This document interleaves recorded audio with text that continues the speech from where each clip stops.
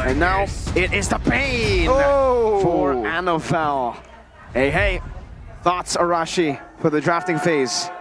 There's a lot of damage and a lot of mobility In tools. this match, 1-1, we're back to the decider, a best of one with these exact drafts. Lunox for Moreno in the mid lane. This is probably the first time we've actually seen the Lunox in the mid lane. It's usually been in the gold lane, so we'll see how it does. EVO's still sticking to the mad scientist, a Bane pick. Now this is quite terrifying though. Super Ken on an alpha, Lunox in the hands of Moreno. You have to remember, the level 1, level 2 for the Lunox is deceptively strong, but Finn already taking a lot of attention, a lot of damage from the members of EVOS. I wonder how Finn is going to play this. Is he going to shadow and find where Dreams is, or is he going to actually be the aggressor, as Iman might be gank here?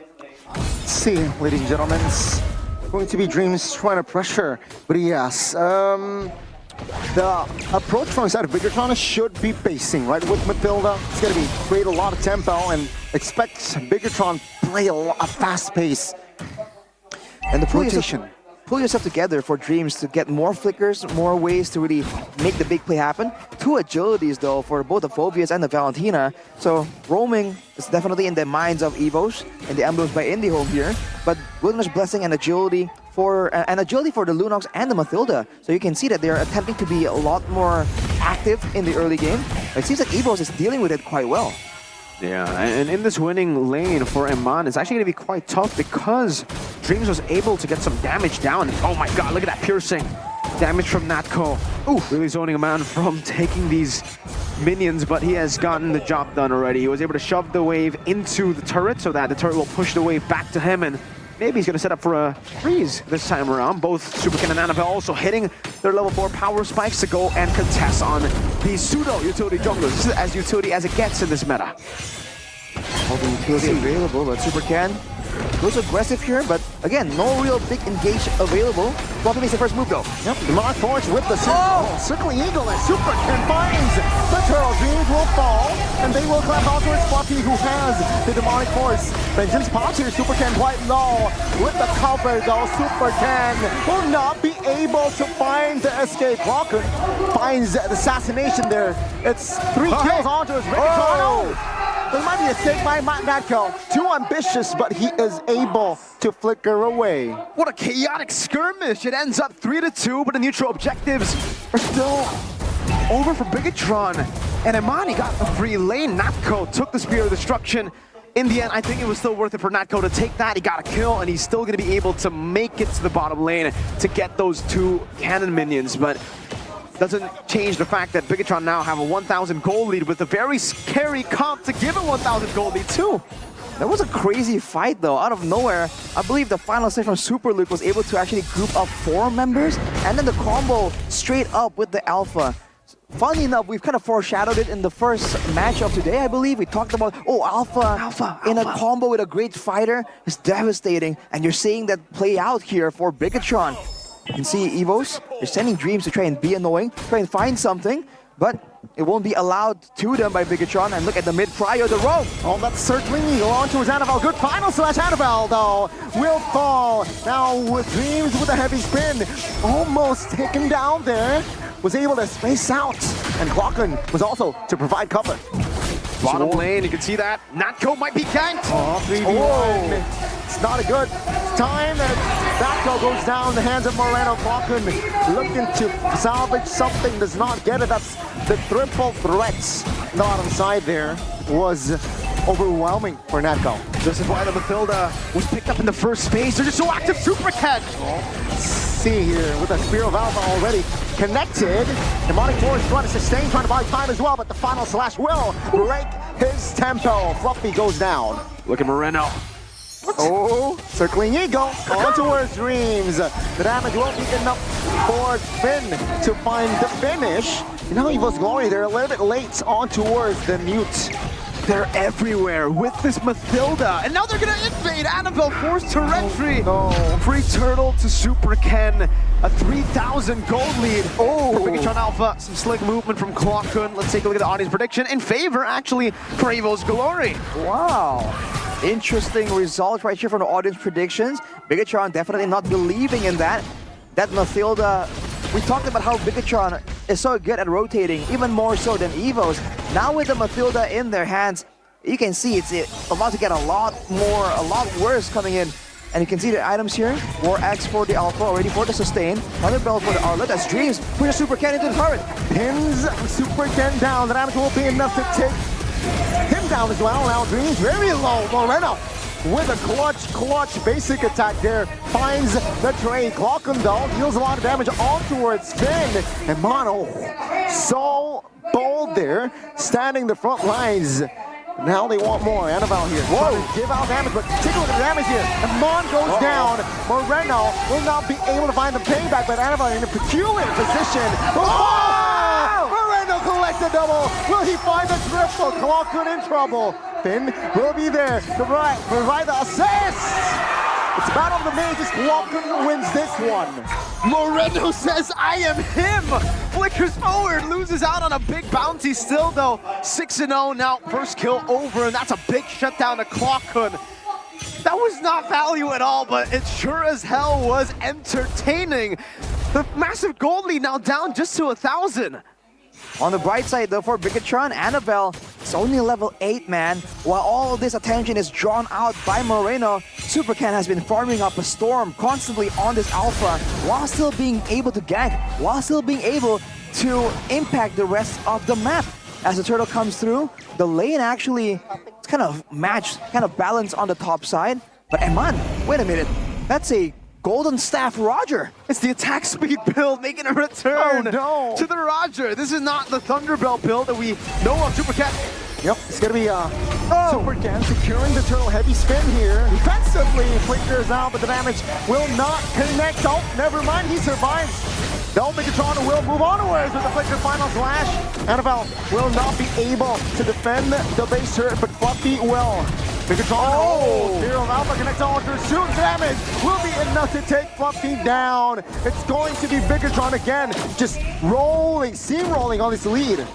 All right, so what's the logic behind this attack speed build, Arashi? Is it just because they know that there's no real initiation? They're not in a rush to fight? Before we get to that, let's take a look at this dive there. Super Luke, I think, was trying to find Dreams as well in that fight. But there, you can see, when you're too concerned about the Circling Eagle, when you're too concerned about Super Luke, the Alpha comes in with the spear, skewers you right out immediately. Natko, though, didn't go for the push, went for the farm coming in on the top side. And now Bigetron are trying to match it, and they have great damage output because of that attack speed build. With all the burst damage available, I guess they just want something that can kind of carry even harder in the later stages of the game.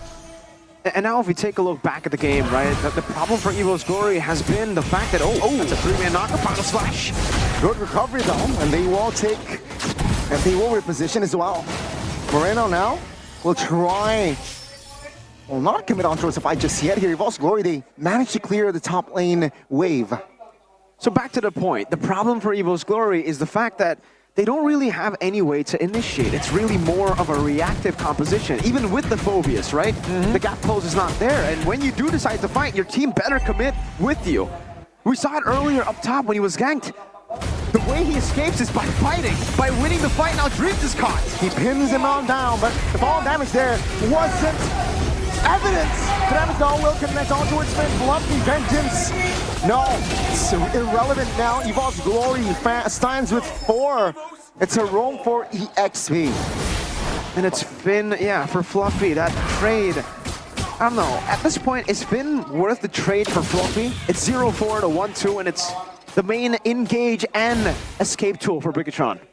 Since we discussed how Fluffy is a core member, a core component in how EVOS are able to actually get so much dominance in the fights, I feel like it's great for Bigetron to put him further back behind. Because in the end of the day, even though Finn is doing better than Fluffy, it's still a roam, right? And Super Ken now picks up the Winter Crown, already expecting to go into dangerous territory, and they spot Natko on the top side. They want to burst it down. Look at the damage! And the damage is enough here. The Lord will taken uncontested. Natko though will find an inner turret top lane. That will still be Bigetron winning the trade. It's a blitz, man, and that's what you can do with the Lunox in your composition. Oh my god! Don't bully the purple buff, man! Oh man! how far did they take the purple buff away? River. That's literally Grand Theft Purple. They were kidnapping the purple, not just stealing it, man. That was sad.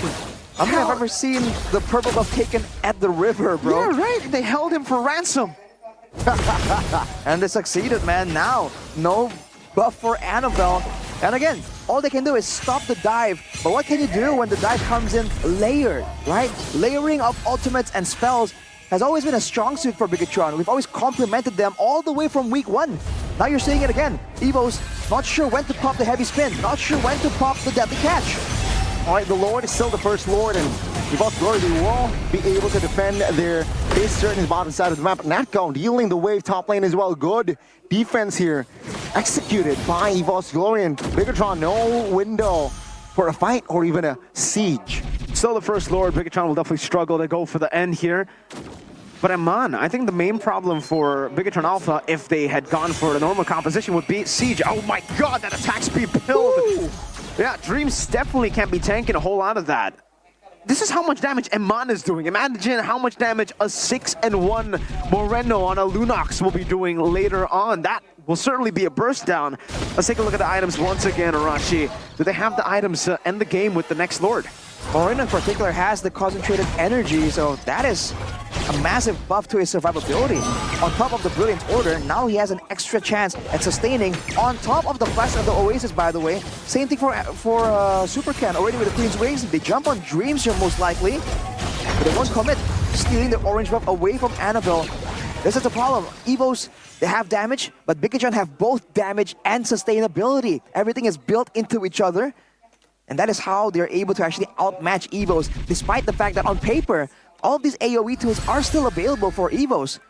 They just don't have the same kind of dual value like we're talking about for EVOS in game number 1. And again, for EVOS, it's really whenever they have the strong point, the power spike, they can never truly initiate, right? With this composition, it's very reactive. It's actually too reactive. I think the Akai pick was a bit too early, in my opinion, right? The fact that they went for Akai first over the Bane, because I think Bane would have been a better option to go for.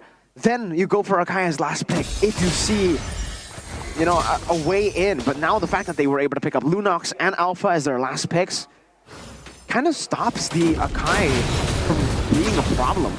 Even if he wants to go for the initiation, he will get melted down by Eman on the attack speed build and Moreno. Oh. Early circling Eagle will not crash on towards anyone just yet, though. The Lord, Bigetron taking their time here top lane, though. Natco hasn't shown on the map. Once he shows, yeah, Bigetron, they will pull the trigger on towards the fight here, and there you go, they move onwards. Finn looking for a fight, Super Luke as well. Lord also chunked down, heavy stick, awkwardly. The Moreno finds Dreams, now it's gonna be a reckless battle, Super Ken wins it. In the backside, Super Luke causing distraction, Fluffy isolated. Eman, taken down, now take a look at Natco. He's dealing the top lane like a man, but that will be all. The base shirt is going to be the sole casualty from Natco. So a base turret traded in for a Lord and 2 members. I think for EVOS Glory, they have to take whatever they can get, and that's what they got. It's a bad trade in the end because Bigetron Alpha still have a way to push this up. They're actually going to be able to crash all 3 waves together. Can EVOS defend, Arashi? Well, Super Ken actually hasn't cleared the top lane, so the Lord is going to crash even earlier. But still, they're going to get the turret. Ooh, Annabelle gets so low. Bottom turret falls as well on the side opposite of the next Lord. Bigetron cashing in, going for the top side through. Now they'll defend it with 5 Dreams now. Very low chunks. Though, the Lord will be taken care of. EVOS Glory now focused down on towards the top lane. He will get the clear, but here Alpha connects on towards Super 10 as well now. Super 10 locked down. Still trying to buy time. In the base, take a look at him on. He's trying to end the game, and Bigetron Alpha, they have found the reverse sweep. The Red Terminators, they dethrone the Kings of Kings. Welcome back to the top. Welcome back to the top, Bigetron Alpha. It looked shaky after game 1, but they were able to pull off the reverse sweep on EVOS Glory. And it was Eman, man! Turret lock.